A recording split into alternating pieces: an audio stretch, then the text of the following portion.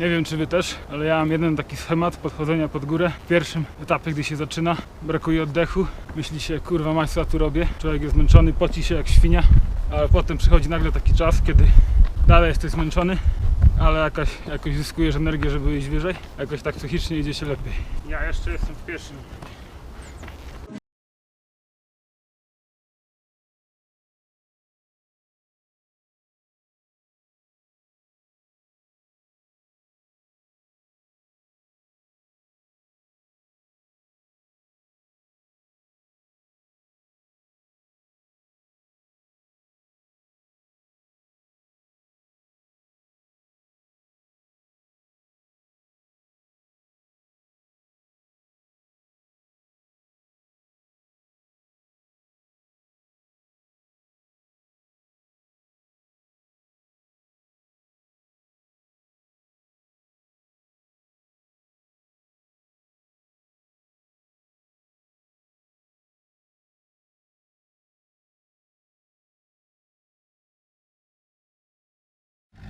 Doszliśmy znowu do drogi. Łapiemy teraz stopa w kierunku na Tbilisi. Zobaczymy, to się uda złapać.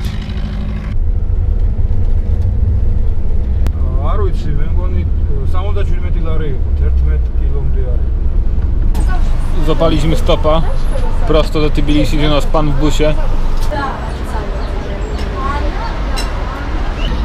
Stoimy się w knajpie w samym centrum miasta.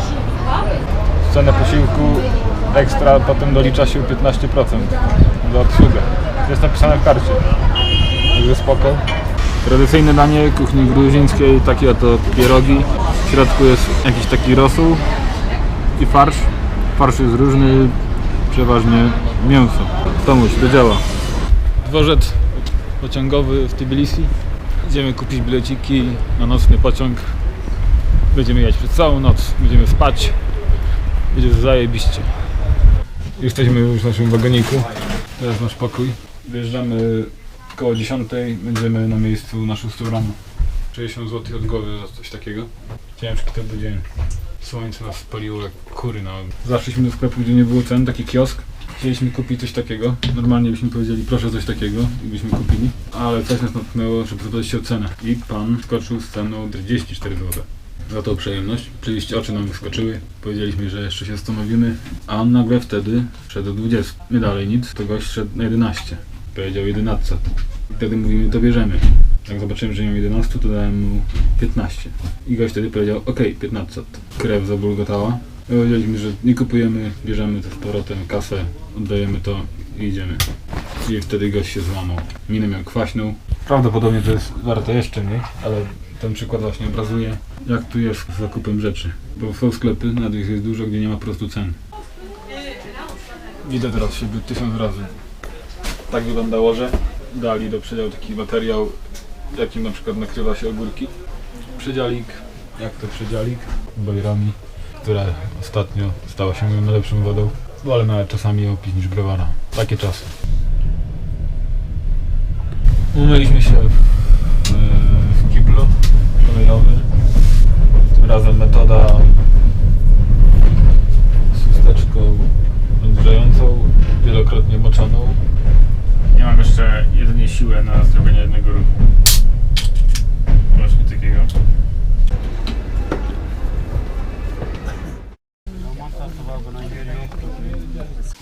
Nagraj ten. Gość pospinał wszystko.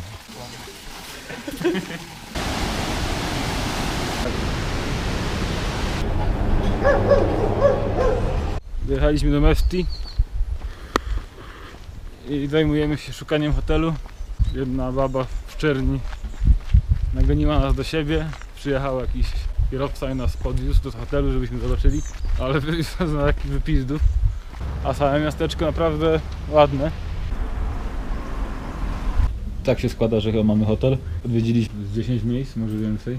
2 godziny łodziliśmy po mieście, szukaliśmy, ale w końcu naprawdę szczęśliwie trafiliśmy na zajebisty pokój. Dodatkowo jeszcze wzięliśmy opcję z żarciem.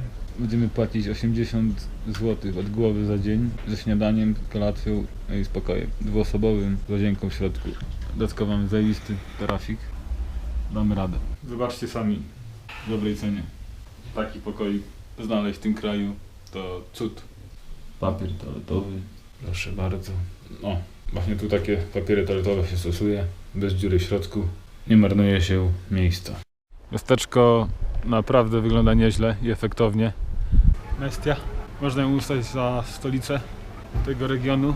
Tu jest dosyć odizolowany od reszty kraju. W miejscowości lokowanych jest mnóstwo wież, które kiedyś pełniły funkcję obronną. Wieże mają 5 kondygnacji i 20-25 metrów wysokości, a niektóre zostały z nich zbudowane nawet 1000 lat temu.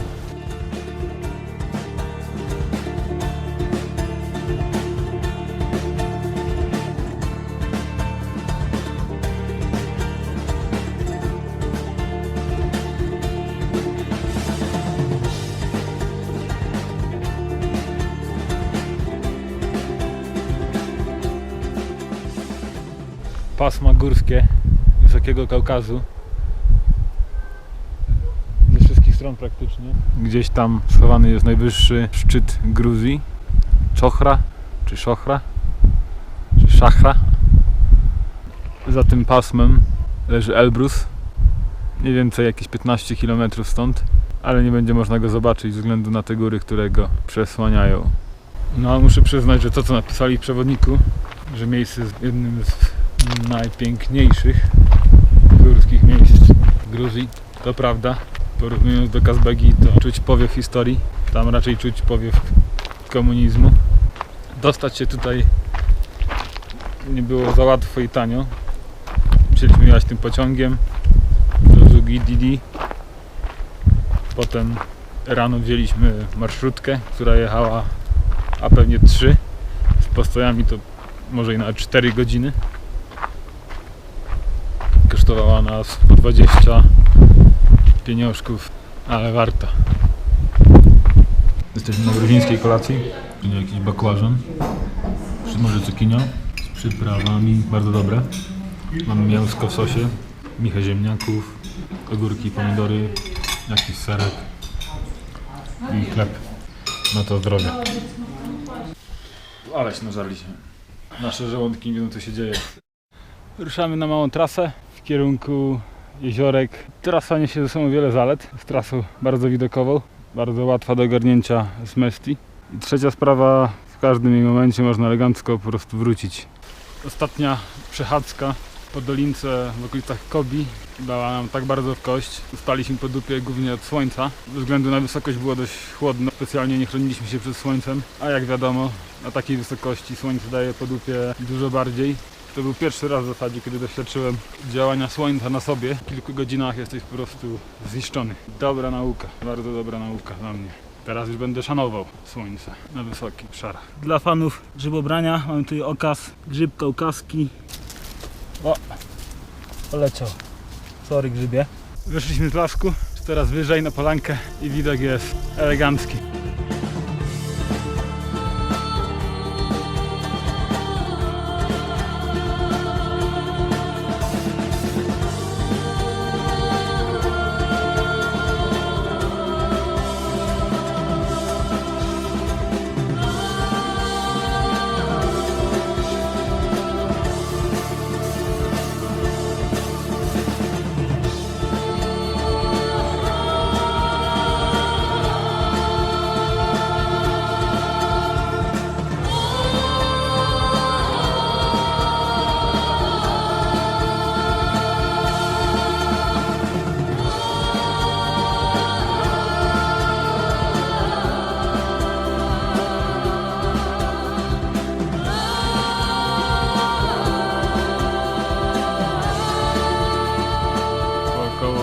Godzinie i 30 minutach dochodzi się do takiego punktu widokowego, który leży za mną. Wszystkie miejsce do podziwiania wszystkiego co naokoło. Chata pasterska, albo też jakaś knajpa. Kilka słów na temat Kaukazu. Góry mieszczące się w granicach Rosji, Gruzji, Azerbejdżanu i Armenii. Kaukaz dzieli się na Kaukaz duży, Kaukaz mały. Najwyższe góry dochodzą do ponad 5000 metrów nad poziomem morza. Najwyższa z nich to Elbrus w stronie rosyjskiej, uważana również za najwyższą górę w Europie przez niektóre środowiska. Najwyższą natomiast górą Gruzji jest Szachra. Nie wiem czy Czy to nie przypadkiem górka tam? Nie wahać konia od tyłu. To ci może w zęby strzelić. Teraz powiem coś o nawigowaniu w terenie w górach. Oczywiście najlepiej mieć mapę, ale ja od dłuższego czasu używam map na telefon. Używam do tego aplikacji Locus. Zależnie od terenu, w którym jestem, mogę sobie ściągnąć bardzo często za darmo i offline mapę terenu. Są oznaczone szlaki, jakieś ciekawsze punkty, jak punkty widokowe, bary, restauracje, sklepy itd. Warstwice, zależnie od mapy, a map jest naprawdę mnóstwo rodzajów. Od razu pozycjonuje mnie ten programik w terenie, tam gdzie jestem. Jestem z tego bardzo zadowolony. Pozwala mi się to szybko bardzo poruszać.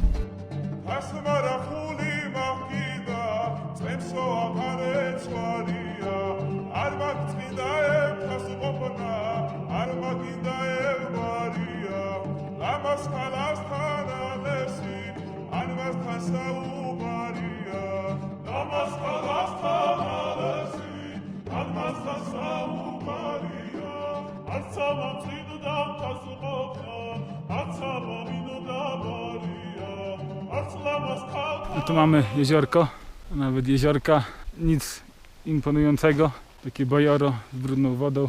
Dużo ciekawszy jest widok naokoło, na okoliczne szczyty gór.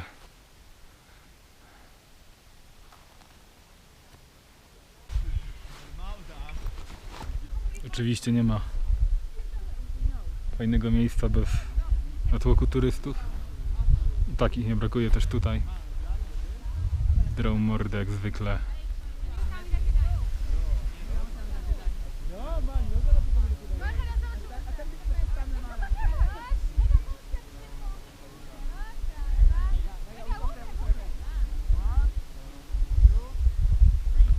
Co by im wsadzić mordy, żeby się zamknęli?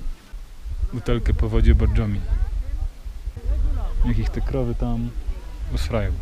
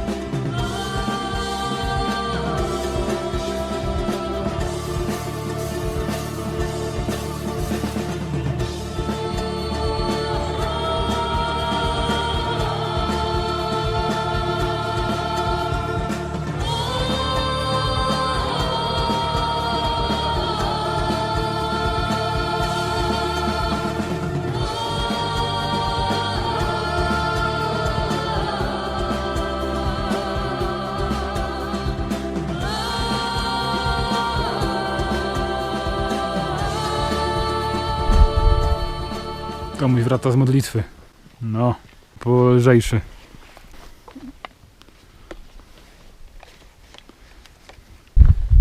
Dobry dzień dzisiaj. Oczy są naładowane dobrymi widokami. Zmywamy się z powrotem na szlak do jeziorek. Nie ma za bardzo wody. Jest jeszcze w tych niższych partach jakieś tam źródełko, płynie przy podchodzeniu przed punktem widokowym, ale później ciężko znaleźć wodę w lipcu. Wduptyliśmy się na taką ścieżkę, która wychodzi zaraz z punktu widokowego i zejście jest masakrycznie strome. W zasadzie to szuramy dupą po piasku zamiast schodzić.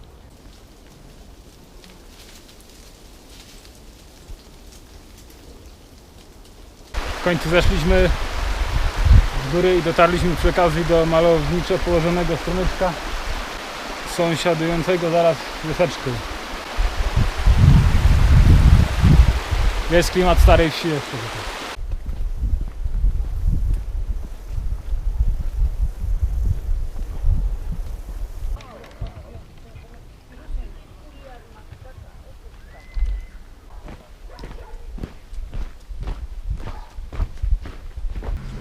Dzisiaj na gruzińskim stole nieco inne rzeczy. Zupa, sałatka z kapusty pekińskiej, jakieś takie krokieciki, do tego inny ser i trochę chleba. Jedziemy do Batumi. Kierowca jedzie jak szalony, oczywiście jak zawsze. Krowy na drodze, normalne.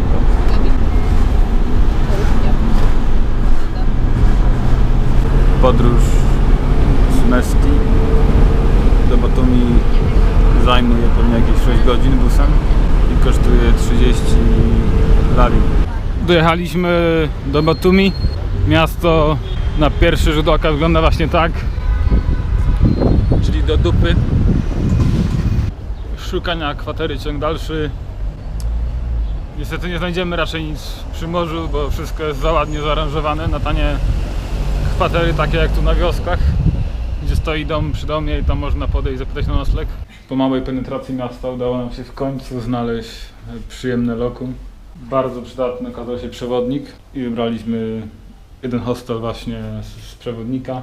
Ja jestem bardzo zadowolony. Cena 25 lari za osobę. Mamy klimatyzację, mamy 3 łóżka, jedno zapasowe. Łazienka na korytarzu, tarasik, na dole kuchnia i takie fajne parasolki do wypicia piwka. Tutaj widok na okolice, nieco przyjemna. Idziemy na poszukiwanie żarcia, również za przewodnikiem do restauracji, również w slumsach gdzieś tutaj. Zobaczymy, co zaoferują. To może być już to. Teraz przedstawiam dość ciekawą sprawę. Danie, którego za bardzo nigdy w życiu jeszcze nie widziałem, ale sam je wyprodukuję niedługo. Nazywa się to czmeruli.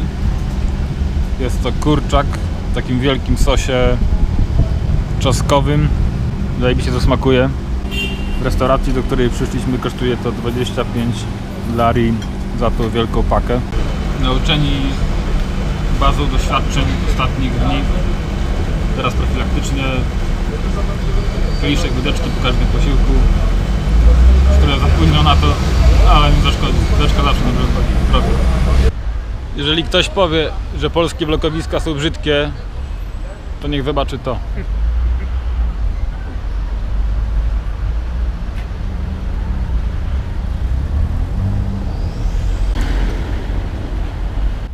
Co ciekawe, Batumi jest takim miastem, które ma swoją dzielnicę wieżowców i to ona właśnie przed nami. Dziwna sprawa, bo Gruzja jakoś tutaj bogactwem za bardzo nie oblatuje. Teleja wzdłuż plaży, a tutaj już sama plaża wraz z Morzem Czarnym. Pogoda średniawa, jest ciepło, około 22-3 stopni dzisiaj.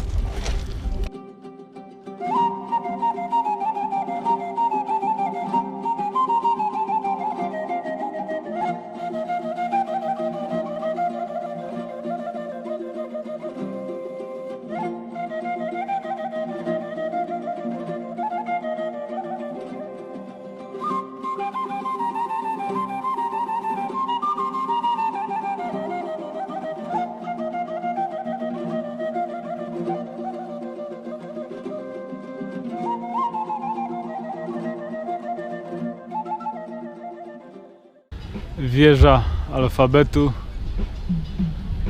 gruzińskiego, oto ona. Jest chyba platformą widokową, na którą można wjechać windą. Ładna konstrukcja. W nocy będzie się zajebiście świecić. Wzdłuż plaż ciągną się parki i uliczki. Bardzo fajnie to się prezentuje. Dobrze to tutaj zagospodarowali.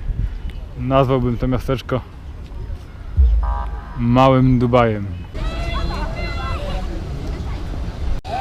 Spotkałem czarną armię na rumakach. Nieźle.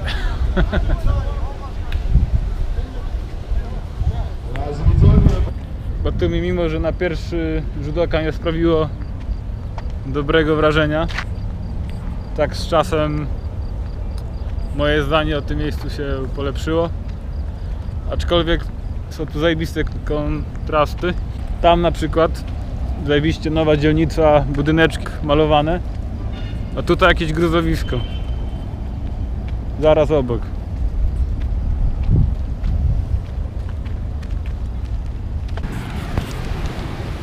Obalamy piwko na plaży. Powoli się ściemnia. A jedno co mnie martwi to, że za nami idzie chyba burza.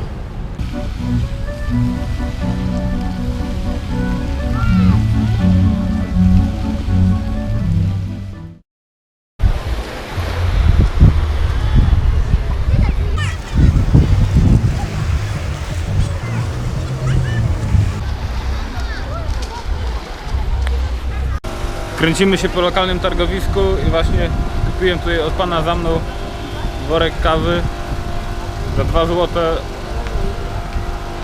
Ładnie pachnie, ale zobaczymy jak smakuje. To 2.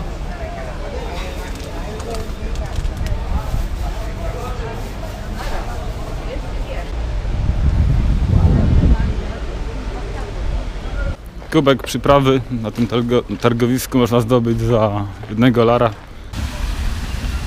Dzisiaj już nic nie robimy, chodzimy po mieście i się relaksujemy, głównie przesiadujemy w cieniu, bo zjemy obiad, zbierzemy nasze graty z hostelu i zawijamy się na lotnisko. Tam będziemy powoli dogorywać końca dnia, prześpimy nockę, rano mamy lot.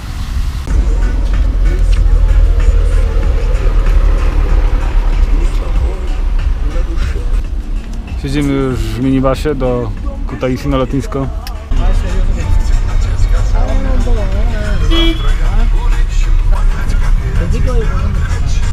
Lotnisko Kutaisi. Właśnie, na nie zajechaliśmy. Słyszałem, że gdzieś tu znajdują się jakieś zajebiste leżaczki do spania w nocy. I że warto sobie je zająć wcześniej. Potem dobrze się śpi. Idziemy właśnie teraz to obczaić, czy te leżaczki są, jak one wyglądają i czy są wolne. Wiejskie lotnisko wygląda elegancko. Naprawdę jedno z ładniejszych, na którym byłem. Tutaj owe leżaczki, część jest już zajęta, ale my jeszcze znaleźliśmy trochę wolnego. Tu dzisiaj będziemy biesiadować. Założyliśmy obóz w takiej wnęce obok leżaczków.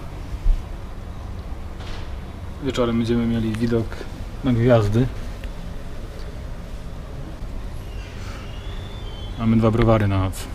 Tomuś nawet przyjdział białą koszulę, której nie udało mu się założyć wcześniej i dzisiaj będzie podrywał dziewczyny. No.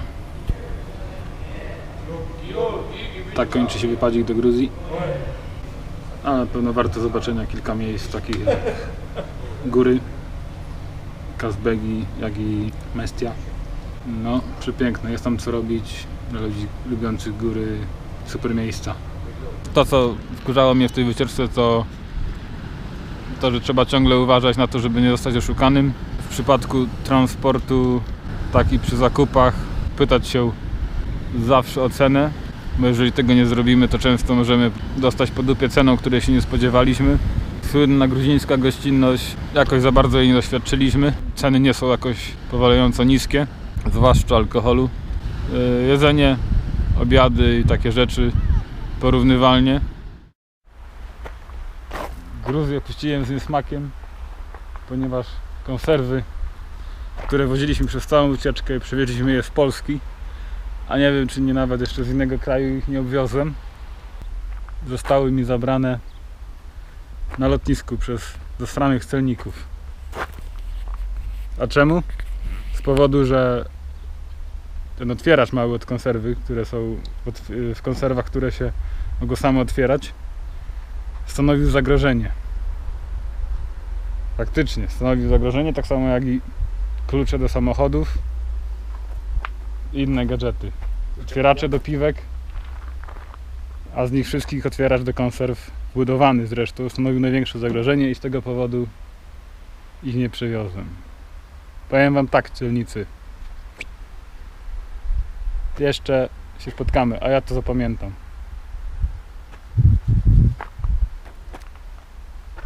Tak więc do zobaczenia, żegnam się, zapraszam na kolejne odcinki i zdrowia. Pozdrawiam, Maciej.